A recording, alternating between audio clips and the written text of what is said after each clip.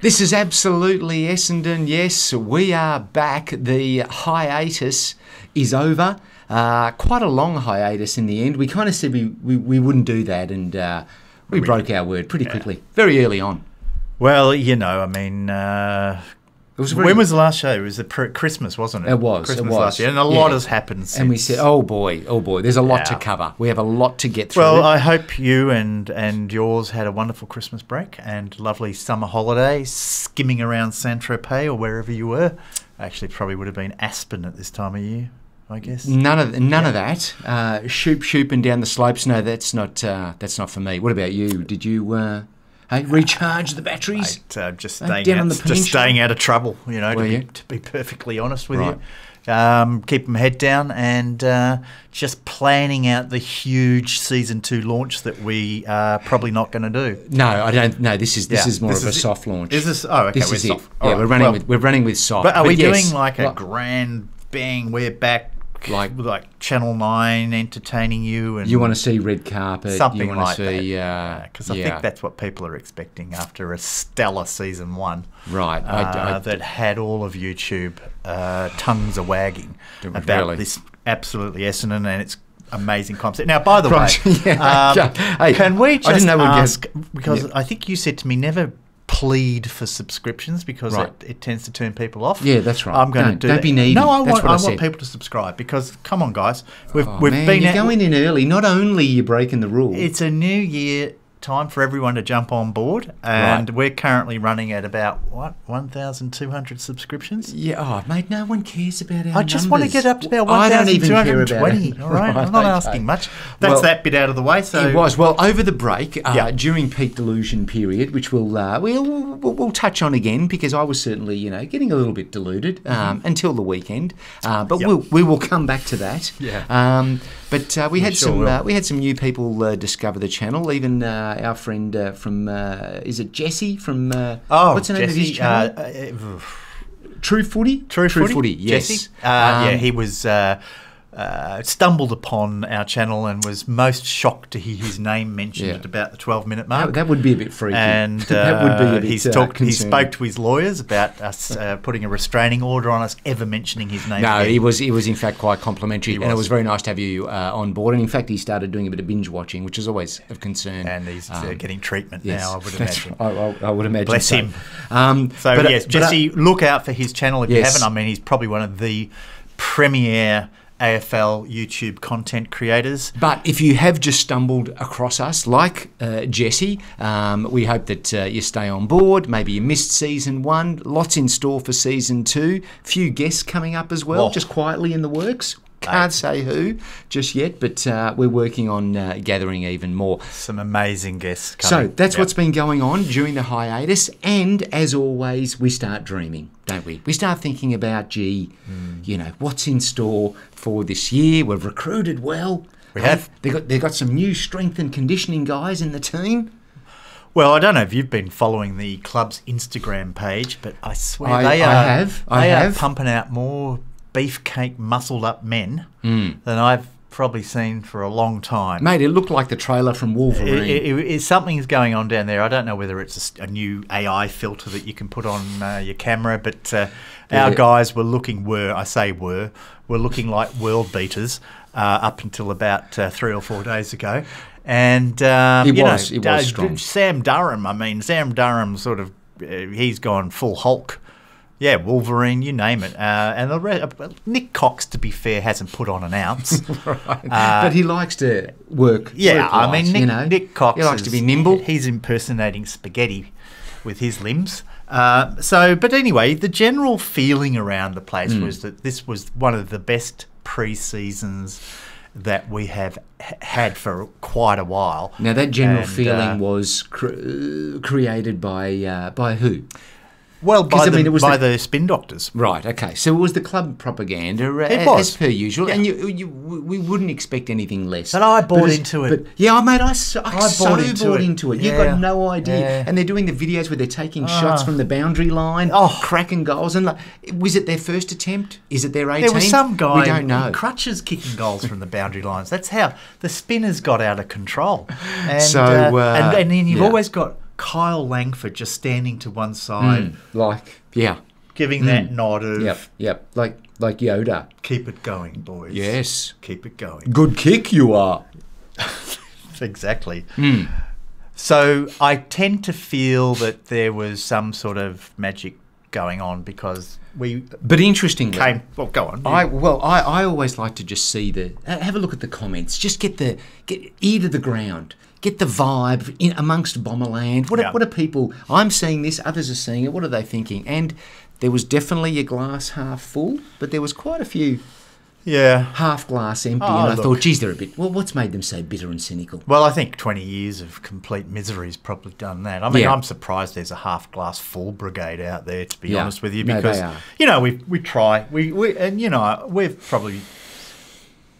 We've probably been guilty of being a little critical from time to time. Well, certainly some people have said that we've been very critical. But, you're taking pot shots from the cheap seats. You can only work with what you get every week, and let's be honest, the club hasn't delivered for a while. So, of course, every year there's that level of expectation, and I think this time around, despite all of the beefed-up muscle shots that are coming out of the club, and despite the guys going to Arizona, and despite the recruiting...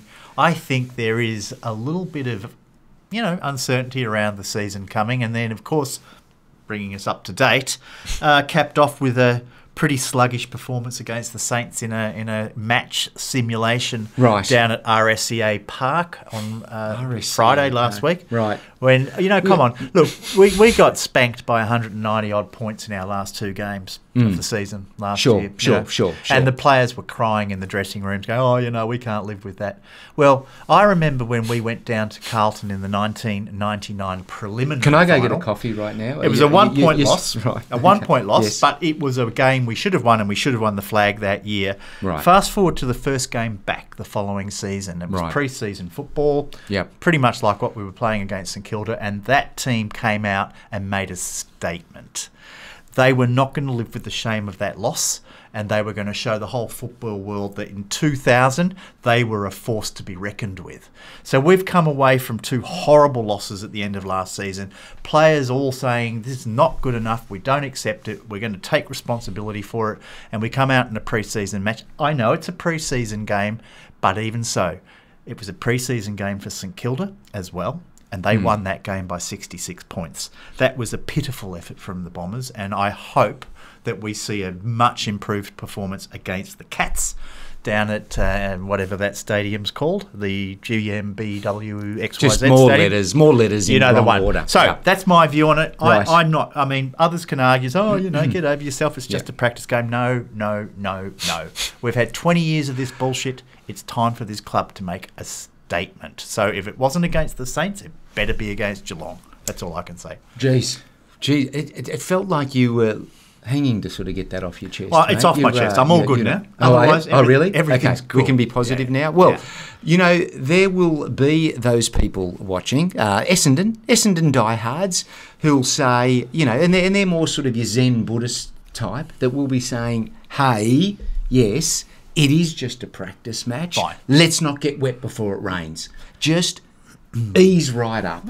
Okay? That's what they will be saying. Now, I'm kind of with you because I every year after the first practice match, I'm generally shooting you a note going, what do we take from that? And you're generally quite positive. I wouldn't worry about it. Don't even think about it. Don't even think about it. And that's been probably the last 6-7 years in a row. So you are taking a different position, even though people that might be watching might be saying, "Oh, geez, look at these guys come out of the block. They've come out of the barriers." Very, very negative. Well, I don't know what you want me to say about that. No. But I'm not being deliberately negative. I just sense that there are some underlying issues still with the club and with the team. I think we've got the players. I don't doubt that. I think there's enough talent out there, but there is something not right. But if we may just rewind, can I just rewind for just a moment, okay? Because last season, Brad Scott's first year, we did start quite strong. The first 3 or 4 months were pretty good, okay? Yep, very good. Then we struck a couple of injuries, but we were still buoyant because everyone said we had the easiest run home. Yep. Remember that? Oh, yeah. The last 7 or 8 games. Yep. Now, in our last 7 games, we only won twice. And that was against West Coast and... Marginally. And just got and North. Yeah. But we just limped over the line with both of those. Correct. And arguably, both those teams are not just poor teams for that season, poor teams for the last however playing many away, years. Particularly West Coast, probably unlucky not to beat us in that game. Look, I don't want to go over this. So anyway, but what I'm saying is we were looking good. It was a pretty solid start, okay? Yeah. And then we did have some injuries. Draper was a big loss. We lost Ridley there at a critical time. Yep. But it wasn't just... Peter Wright was probably a bit out of form after coming back. Well, he was, that's right. But we were fairly consistent to begin with. We were very competitive. Arguably should have won Anzac Day, but not only did the wheels fall off, they fell right off, and we capitulated, and especially those last 2 games. So... Yeah, I think we won 3 of the last 10 games. Yeah, 2 of the last 7. 2 of the last 7. Yeah, it wasn't great. So, in the off season, we start dreaming. We're thinking, right, are they going to address the key things we need to address? And some of the things that we talked about were, let's say, small forwards, defensive pressure. We're looking for that. We're looking for, let's not do long bombs into the forward line. Can we try and avoid that? Can we have perhaps another strategy for goal scoring? And so you hope to see those things being addressed. All put into practice, wasn't it, against St Kilda? Yes. So this is my point, is that some of the concerning signs is that we just didn't see. I think that's the key point. You can come up with all sorts of theories around why we didn't win and what's going on. I think the problem is, from what I'm hearing, is that there was no demonstration of a game plan in that practice match. You can understand the players perhaps being a bit rusty and not hitting their straps, but the clear message I got from reading a lot of comments about the game and people that went to the game, this practice match, was, look, they were still seeing the same obvious problems with the game plan that we had last year, and that was the lack of connection between the defence and the midfield and the forward line, and the fact that the opposition team was still able to waltz the ball out of defence, going coast to coast and scoring against us. So these are the types of things that we've been guilty of for a long time now, and the lack of defensive pressure in our forward 50 is a real issue. Are we addressing it? It doesn't seem like that message is getting through. Now, the other point I think we should make is I'm hearing all of this buzz coming out of the club from the players saying there's a real competition for places in the team. Right. Now they've got these extra depth, recruited well, and there's a lot of depth apparently. I'm not seeing that fight for a place in the team. There's not that hunger or, putting on a show for the coach. There's guys that are just still standing around kind of hoping that someone else will do the hard work for them. And that's got to be a problem. That's got to be a leadership issue as well. You think? Is my view. And I know Zach has done really well as the captain, but I still wonder whether Zach is the man to be leading this club out of the darkness into the light. I'm not sure. Maybe a young Ben Hobbs is the guy. I can definitely see Ben Hobbs as a captain one day. Is Mason Redmond the guy? I don't know, but there's a certain X factor around a leader. Yeah. And I think while Zach is the ultimate professional and he sets the standards for sure, I just wonder whether out on the field he's the guy that is going to lift these players to a higher level. And I hope I'm wrong, and I'm certainly not saying anything negative about Zach as a footballer. He's our best player by a long way.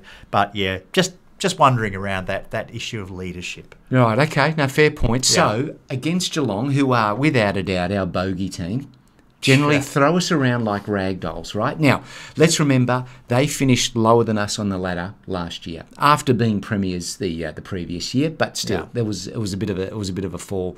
What do you think to silence you? If you were to be silenced, what do you expect from the performance against Geelong? Well, what do you want to see? Okay, so I don't think we're going to beat them, is my honest feeling. I think there's a lot of issues that the team are working on, so I'm not expecting them to fix it overnight. I hope it's an improved performance. I think everyone wants to see a little bit more of a competitive performance. And look, I think importantly, watching the development of some of these players. So great news is Zach Reid played a game against St Kilda. He went straight on to Max King. Yeah. And, we were all expecting Mackay to play on King, but no, they gave Zach Reid the job, and he did a pretty good job. Yeah. I think most of King kicked 4 goals, but they're on other players mainly. And I think that's a sign of confidence in young Zach Reid. He will probably take on Hawkins if he's playing in this practice match, and that will be very interesting, because if Zach Reid can be the key defensive lockdown tall, that frees Ben Mackay up as an interceptor, which he's very good at. Which he absolutely. And then, of course, Jordan Ridley has a free run. So I think there's a lot of positives about a Zach Reid. So let's see how we go. But I think Geelong, I don't expect us to win, but certainly I'm not sure what you think, but a better performance all round would be most welcome. Right. Well, I want to bring up Nick Martin, because he being experimented with, I think, in the back line, right? Now, last year on the wing, he was arguably, pretty close to being All-Australian. He was. In that position. Until Jake Kelly usurped him. Yes. Took his spot, as he should. He demanded it and just he got it. Shrugged him, elbowed him out of the way. But, he did well in that position. Yeah, it was great. What do you think about this idea about putting him down in the back line? And it's interesting, isn't it? I mean, I think it's kind of a play based around the success of Nick Dacos at Collingwood. Yeah, I've heard that theory. I don't know. Look, I mean, I'm sure we'll see Nick Dacos playing more midfield time rather than off a halfback flank. He's too good a player to be playing off a halfback flank. Yeah. Or he's good enough player to be playing off a halfback flank and becoming the quarterback. Right. Which is kind of what that role is. I hate using American isms. Yeah, and I hate hearing them. Yeah, well, as you should. But that's effectively what that role is. He sets the play up from that back line, that half back line, and obviously Collingwood won the flag, and he was pretty unlucky not to win the Brownlow medal. Yeah. So I think that's the thinking, is that Martin is a creative player. He's a good ball user. He gets the ball, and he will have creative license to run out of that half-back line and set the game up for us going forward. Right. That's my thinking. Right. Is that the way the club is positioning it? I don't know, honestly, but I would expect that's probably got something to do with it. It's the Dacos factor. Yeah. Is that what you think? Yes, you're not sold on that? No, well, maybe that's the thing. I mean, I don't know. I don't see him as sort of that type of player precisely, but I just think if it ain't broke. Well, I mean, the other option is who you're going to have on that half-back flank. Heppel, maybe. Nick Hind. Yeah. Possibly Jake Kelly. Yeah. So it's probably not a bad idea to think, okay, well, we've got Mason Redmond on the other flank, and then maybe get Nick Martin across the other side. Yeah. Both of them creative attacking players. Yeah. There could be something in it, because if you remember back to the time when we had Sard and Connor McKenna running off, right. I think that in 2017 that combination was fantastic. I think that combination was around in 2017. Yeah. But so I think we had to address that. Now my only concern is that we still seem to lack a bit of pace in the back line. Yeah. And certainly St Kilda seem to be faster. Yeah, that's a worry. We're pretty one-dimensional when it comes to pace around the ground. Yeah. But guys like Sartis will come in. He's pretty speedy. Yeah. But guys like Hobbs and Caldwell, Merritt and Parrish, they're all similar sort of style of players. Yeah. Certainly from a speed point of view. So our back line, obviously getting the big guys down there, it's a little bit slow. It's a little bit tardy. Yes. I think. So this is becoming terribly footy classified. Okay. Well, we'll think of some gags shortly. But anyway, it's not necessarily that we lost, but it's just 10, 11 goals. It hurts a bit. It does. It shatters stings. Expectations. It stings. It just takes us right out of our delusion. But it can be turned around very quickly, and that's what this game. And that's the beautiful thing about football, isn't there? Yes. There's always the next game. That's right. And where all sins are forgiven. We're very quick to forgive. We will, and we'll be the first to jump back on the bandwagon once a good win happens. Right. But on the coaching front, and this in this game plan, are you still, as we go into the season, still confident on that front? You'd want to hope that there's some improvement. No, I mean, I'm not saying the coaching is an issue, but the game plan is, and perhaps that's something that the players are not picking up on, Can you blame the coaches for the lack of player buy-in in terms of the game plan? I don't know. We'll see. But this time last year, when they won those first few games, certainly we thought, well, it's all clicking, it's all working, and the players were certainly talking about a simpler game plan. It all seemed to be working, but then it didn't. Well, we end up playing Hawthorn again first round in the actual season, as we did last year, right, on the beautiful billiard table surface that is the MCG. And after the Swifties had their way with it, mate, they smashed it. No, I seem to be the only person that was concerned about the grass.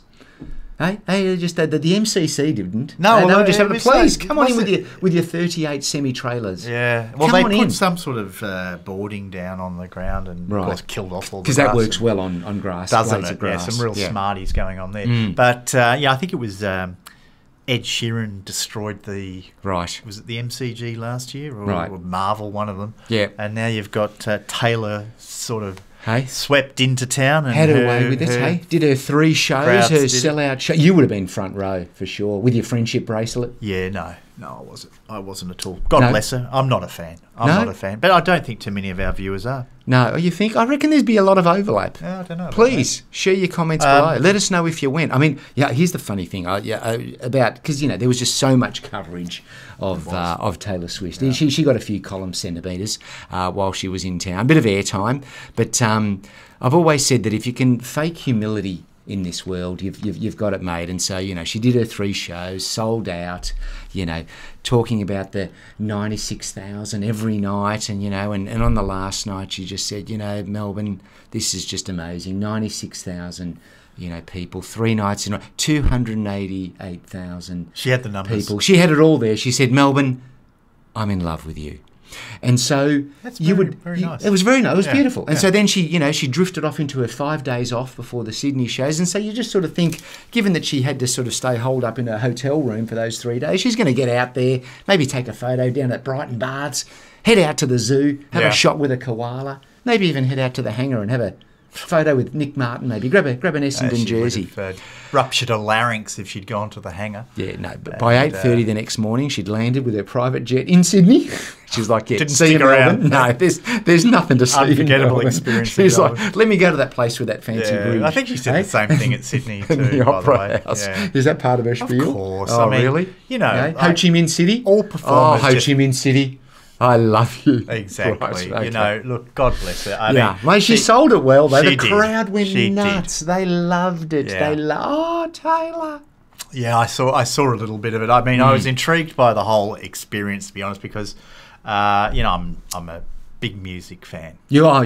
I am a big music fan. And I'm constantly frustrated by the fact that the young kids today are they don't have the choice of music that we had back in the 70s. Oh, God. Here we go. Maybe 80s. Here we go with the references. You've broken it within the first I just want to half say, hour I went show. and saw Simple Minds the same week that Taylor Swift was in town. Really? They didn't get as much coverage. No, they played down at the Palais, and it was extremely fantastic show, I've got to be honest. Really? I saw Simple Minds in 1981 when they were a young Scottish band, and here they are again. So Jim Kerr, he dragged himself away from that fancy hotel in Taormina, Sicily that he owns. Too, yeah. Oh, did he? What did he say? He speaks fluent Italian, But he does. He does. With a Scottish accent. I'm telling you. How would that sound? All right. And by the way, I don't know, are you a Kings of Leon fan? Not as much as you. Fantastic new single coming out called The Mustang. Please, when you get a chance, have a look. We don't really overlap in our musical in fact, no, we certainly don't. Really, in our whole lives, we really only overlap with Essendon Football Club, and maybe a bit in the in our working life, previous working life. I'll pretend. Yes, I do. Yeah. I'm not actually an Essendon supporter. Okay. But it was a way and means to get to know you and be in your glow. Oh, really? You're really a Pies man? Hang around in your sort of halo. Yes. Right. But look, I tell you what. So this is, have we covered all things music? I think we have. Look, right. I think it's always good to bring something else other than Essendon into this because God knows. Could be a long season. It could be. Buckle up. Also, on that front, we're talking about recommendations. Saltburn. Really? The movie. I watched the first 5 minutes and... have you seen that? No. That has got to be one of the most cringeworthy films I have ever watched. I didn't make it past minute 7. Seriously, under 18, don't watch it. Really? It's a bit creepy. But anyway, so you've got some movie references, some recommendations. Just stick with Curb Your Enthusiasm. You can't go wrong. All right, well... Yeah. Okay, stick with Larry. All right. Now, so we got the first game coming up. I think it's a couple of weeks away or whatever it is. And we promise to be here this season. As ugly as it may get, we'll be here with you. Yeah, holding hands together. And look, I'm telling you, it was very Sam Newman. I mean to say, the humour will come. It's just that we're still shell shocked. The gags will flow. Don't overpromise. We did set out. We sat down in the green room a little earlier today. And, where's that? Down in the food court. Just there. And we said, look, we've got to give the punters something exciting this year, something different. Right. And what did we come up with? Nothing. Right. Absolutely okay. But zero. we're working on it. Anyway. We're conscious that that's what needs to be delivered. But in the meantime, if you could stick with us, as always, we appreciate. And any comments, what's the vibe? What's the word on the street? Please share in the comments section. How are you feeling compared to previous years? Are we getting wet before it rains? Just right. Wet. What does that mean? Like a too positive or too negative? Which part of getting wet before it rains? Well, it means that you're already preempting the end result before it's happened. Positive or otherwise? Yes. Oh, well, okay. Well, that doesn't really. So we're being negative. So if everyone says, yes, we're getting wet before it rains, does that mean? Yes, it means that we are incorrect in our early assessment. Oh, fine. Well, our assessment has been pretty non-specific, so. I'm not sure how anyone could judge that. I don't know. I reckon we came out of the gates pretty specific. I would like to just finish the episode by saying that I am so excited about what this season holds. I remain a little bit cautious. I want to be proven wrong. Sure. And if you've seen the draw that we're facing for the first 7 or 8 weeks, good draw. It is a tough draw. So, if we're going to be 4-4 after the first 8 rounds... Oh, what are you doing? Help us! Help us! All right. And now... Can we just end it there? Can I ask just leave it at that. I have to say, I wasn't getting excited. It might appear so. He hasn't had a lot of action lately. It's just talking footy. It's always done that to you. I had a quick... Yeah, anyway. Okay. I think we should wrap it up on that note. Please, yes. And, we look forward to catching you at the next show, which is due anytime soon. Sometime. Yeah. We will be releasing our schedule soon. Thanks again for watching. Thanks, everyone. We'll be back soon. All the best. Bye now. Cheers. See you later. Bye-bye. Bloody thing. What the fucking hell is that? Mate, you just got to keep your hands away. Well, I don't even know how you did it. Just don't. I don't know how I did it. I don't even know this desk did that.